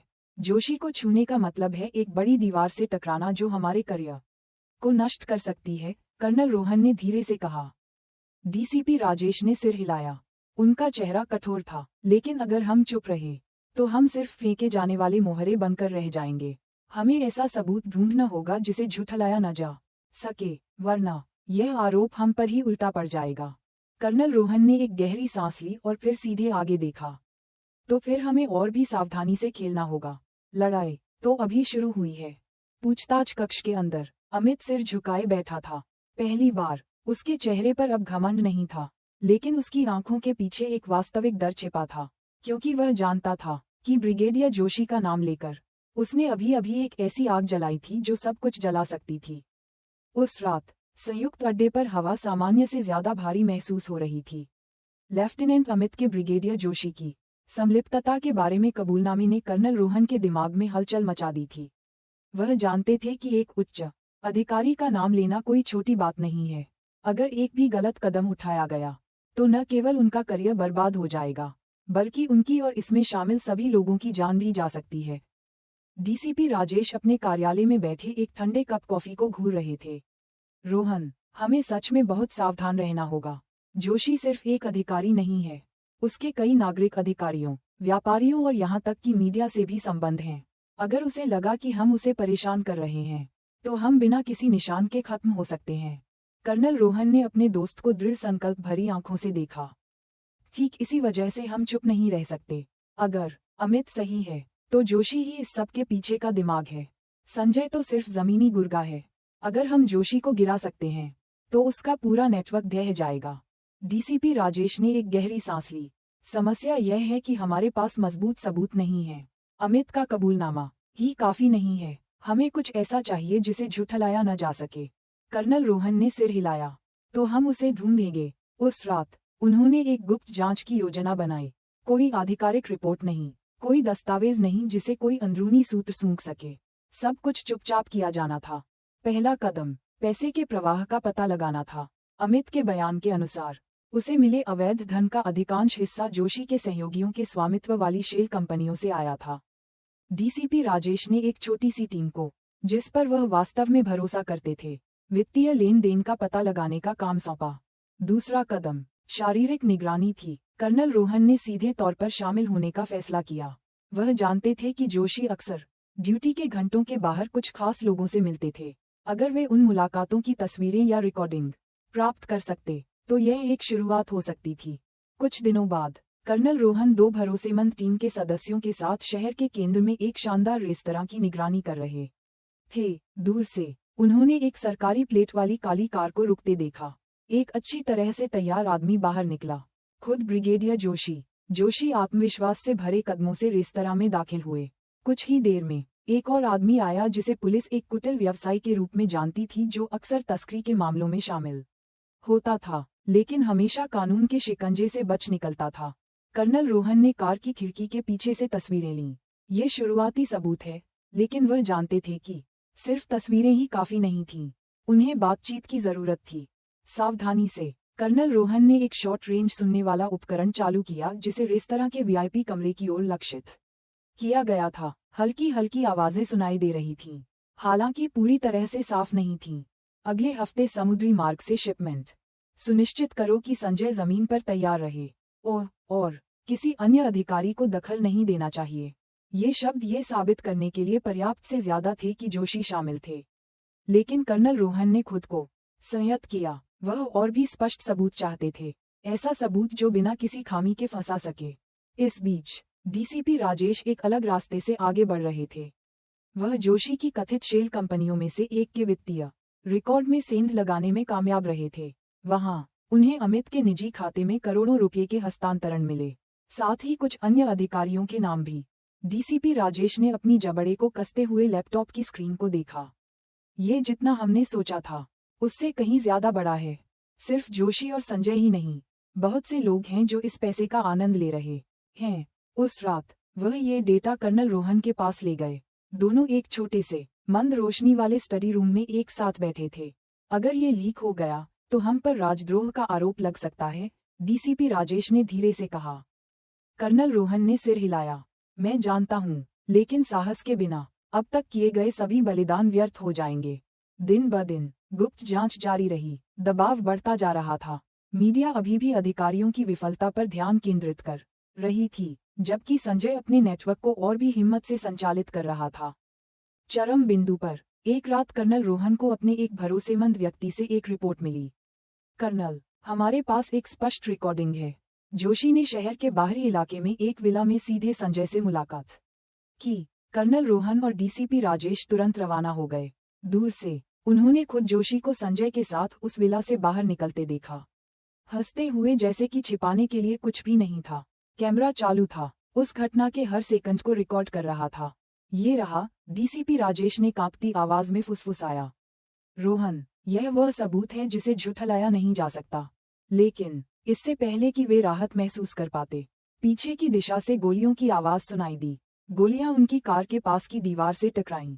जाहिर है जोशी के गार्डों ने उनकी मौजूदगी को भांप लिया था। जल्दी, हमें यहाँ से निकलना होगा, कर्नल रोहन चिल्लाए। वे कार में कूद गए, गोलियों की बौछार के बीच रात में तेजी से निकल गए। सुनसान सड़क सच्चाई को उजागर करने की कोशिश कर रहे साफ सुथरे अधिकारियों और उसे छिपाने की कोशिश कर रहे भ्रष्ट अधिकारियों के बीच एक भयंकर पीछा करने की गवाह बन गई। तेजी से चलती कार के अंदर डीसीपी राजेश दर्द को रोक रहे थे, क्योंकि एक गोली उनके हाथ को खरोंच गई थी। लेकिन घायल होने के बावजूद उन्होंने उस छोटे कैमरे को कसकर पकड़ रखा था जिसमें जोशी और संजय की मुलाकात की रिकॉर्डिंग थी। रोहन, उन्होंने सांस फुलाते हुए कहा, चाहे कुछ भी हो जाए, ये सबूत सही हाथों में पहुंचना चाहिए, वरना सब कुछ व्यर्थ हो जाएगा। कर्नल रोहन ने अपनी जबड़े को कसते हुए सड़क को देखा। हम हार नहीं सकते राजेश, अभी नहीं। उस रात उस अंधेरी और खतरनाक सड़क पर वे एक बात निश्चित रूप से जानते थे, उनकी लड़ाई अभी अभी एक और भी खतरनाक स्तर पर पहुंच गई थी। क्योंकि अब जिस दुश्मन का वे सामना कर रहे थे वह सिर्फ एक ड्रग तस्कर नहीं था, बल्कि एक जनरल था जिसके पास किसी को भी चुप कराने की ताकत थी। उस सुबह संयुक्त अड्डे की सतह पर शांति थी। लेकिन कर्नल रोहन जानते थे कि दरवाजे के पीछे एक बड़ा तूफान इंतजार कर रहा था। ब्रिगेडियर जोशी और संजय की मुलाकात की रिकॉर्डिंग का सबूत जो उन्होंने हासिल किया था, उसे एक गुप्त स्थान पर सुरक्षित कर दिया गया था। फिर भी कर्नल रोहन को एहसास हुआ कि इस सबूत को यूं ही फैलाना केवल एक आपदा को आमंत्रित करेगा। उन्हें एक रणनीति और भरोसेमंद सहयोगियों की जरूरत थी। डीसीपी राजेश, जिनका हाथ अभी भी पिछली रात की गोलीबारी की चोट के कारण पट्टी में था, कर्नल रोहन के सामने बैठे थे। उनका चेहरा पीला था लेकिन उनकी आंखों में दृढ़ संकल्प की आग अब भी जल रही थी। रोहन, हम अब और छिप नहीं सकते। जोशी को जरूर पता चल गया होगा कि हमारे पास कुछ है। अगर उसने पहले कार्रवाई की तो हम खत्म हो जाएंगे। कर्नल रोहन ने धीरे धीरे सिर हिलाया। हमें जवाबी हमला करना होगा राजेश, लेकिन हथियारों से नहीं, सच्चाई से। दोनों सहमत हुए। एकमात्र रास्ता उस सबूत को सीधे उन अधिकारियों के पास ले जाना था जो अभी भी साफ थे। भ्रष्टाचार निरोधक ब्यूरो ACB और सेना का प्रोवोस्ट मार्शल विभाग। लेकिन ये कदम एक जनरल की सत्ता को चुनौती देने के बराबर था। इस बीच संजय बेचैन होने लगा था। उसे महसूस होने लगा था कि जोशी द्वारा वादा की गई सुरक्षित स्थिति अब कमजोर पड़ने लगी थी। जनरल, लोग उस रिकॉर्डिंग के बारे में बात करने लगे हैं। अगर यह सच है कि रोहन के पास सबूत हैं, तो हम सब खत्म हो सकते हैं, संजय ने एक गुप्त बैठक में कहा। जोशी ने उसे ठंडी नजरों से देखा। शांत रहो, मैंने सब कुछ संभाल लिया है। रोहन और राजेश को अपना मुंह खोलने का मौका नहीं मिलेगा। आज रात वे गायब हो जाएंगे। ये धमकी सिर्फ एक गीदड़ भभकी नहीं थी। जोशी ने अपनी वफादार शैडो फोर्स को तैनात कर दिया था। एक ऐसी फोर्स जो आधिकारिक नियमों से बंधी नहीं थी। उनका सिर्फ एक मिशन था, रोहन और राजेश को हमेशा के लिए चुप कराना।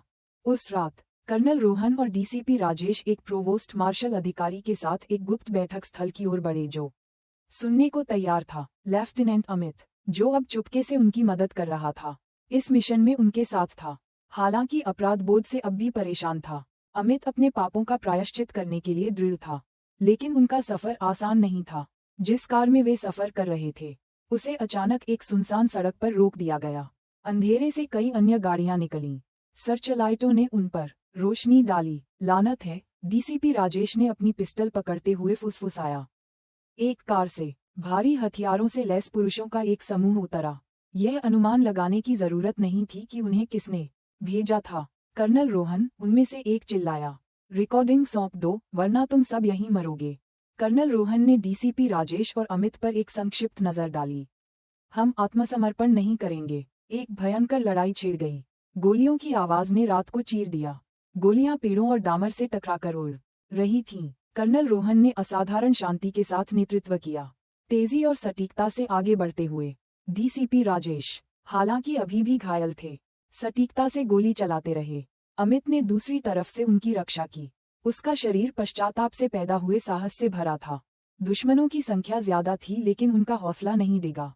इस अफरा-तफरी के बीच कर्नल रोहन ने एक प्रतिद्वंद्वी को निष्क्रिय करने और उसका हथियार छीनने में कामयाबी हासिल की। वे सिर्फ जीने के लिए नहीं, बल्कि उस सच्चाई के लिए लड़ रहे थे जो सही हाथों में पहुंचनी चाहिए थी। लेकिन स्थिति तब और भी गंभीर हो गई जब संजय खुद एक लंबी बैरल वाली राइफल लिए हुए एक कार से निकला।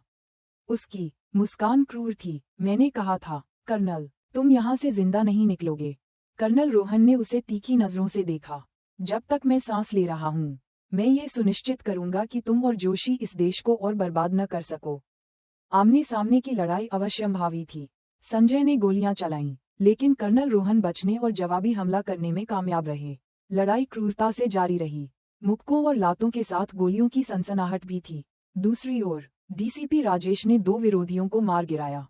हालांकि एक और गोली उनके कंधे को खरोंच गई। अमित ने अपनी जान पर खेलकर लड़ाई लड़ी। उसका चेहरा दृढ़ संकल्प से भरा था। अंत में कर्नल रोहन संजय को गिराने में कामयाब रहे। उसका हथियार छिटक गया। उसका शरीर जमीन पर गिर गया। उसकी सांसें तेज थीं। उसकी आंखों में नफरत भरी थी। तुम सोचते हो कि तुम जोशी को गिरा सकते हो? वह बहुत शक्तिशाली है। तुम लोग सिर्फ छोटे मोहरे हो, संजय ने कड़वी हंसी के साथ कहा। कर्नल रोहन ने उसे ठंडी नजरों से देखा। हर राक्षस गिरता है संजय, और तुम्हारा समय खत्म हो गया है। उन्होंने समय बर्बाद नहीं किया। रास्ता सुरक्षित होने के बाद कर्नल रोहन और उनकी टीम तुरंत फिर से आगे बढ़ी। बड़ी मुश्किल से वे अंततः बैठक स्थल पर पहुंचने में कामयाब रहे। वहां एक भरोसेमंद प्रोवोस्ट मार्शल अधिकारी पहले से ही इंतजार कर रहा था। रिकॉर्डिंग सौंप दी गई। डीसीपी राजेश द्वारा एकत्र किए गए वित्तीय सबूत भी संलग्न किए गए थे। वह सब कुछ जिसके लिए उन्होंने अपनी जान जोखिम में डाली थी, अब उन हाथों में था जो न्याय कर सकते थे। अगली सुबह राष्ट्रीय मीडिया में एक बड़ी खबर छाई। ब्रिगेडियर जोशी और संजय की मुलाकात की रिकॉर्डिंग खुलेआम प्रसारित की गई। जनता में हड़कंप मच गया। हर तरफ से दबाव आने लगा। इस घोटाले को छिपाने की अब कोई गुंजाइश नहीं थी। ब्रिगेडियर जोशी ने लड़ने की कोशिश की, लेकिन सबूतों और जनमत की लहर बहुत बड़ी थी। अंततः उन्हें एक विशेष अभियान में गिरफ्तार कर लिया गया। संजय को भी उसके अधीनस्थ नेटवर्क के साथ कटघरे में लाया गया। कर्नल रोहन, डीसीपी राजेश और लेफ्टिनेंट अमित एक साथ खड़े होकर यह खबर देख रहे थे। उनके चेहरे थके हुए थे, शरीर घावों से भरे थे, लेकिन उनके दिल में राहत थी। डीसीपी राजेश हल्की सी मुस्कान दिए। हम कामयाब हुए, रोहन। हालांकि इसकी कीमत बहुत ज्यादा थी। कर्नल रोहन ने उस सुबह के नीले आसमान को देखा। सच्चाई हमेशा महंगी होती है, राजेश, लेकिन कम से कम आज हम जानते हैं कि हमारा संघर्ष व्यर्थ नहीं गया।